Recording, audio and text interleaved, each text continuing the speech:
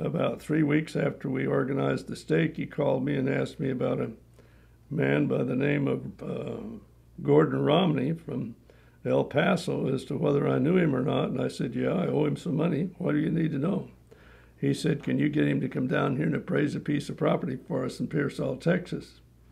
And I said, yeah, I think so.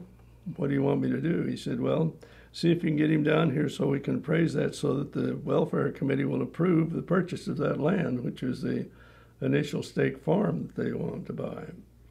So he and Roland and I and Melvin Dearden, there was 4 of us, was Gordon Romney, Melvin Dearden, Roland, and myself, rode down in a car to Pearsall, Texas to look at that piece of land, along with 2 or 3 other cars that were behind us, because they wanted to take a look at the land that was being purchased. So it was a 350-acre farm surrounded by, on 2 sides, by a huge ranch.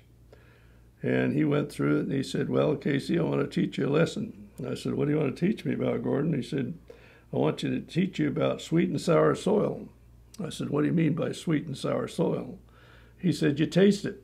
I said, what do you mean it tastes? It tastes like dirt to me. What are you talking about? He'd go along and he'd take a pinch of that and he'd put it in his mouth. He said, sweet. And he walked all over that farm. And I guess we must have walked 5 miles with him testing the soil. And he said, no, the soil's all sweet, buy the farm. Now that farm is 1,250 acres instead of 350. And it has been very productive through the years.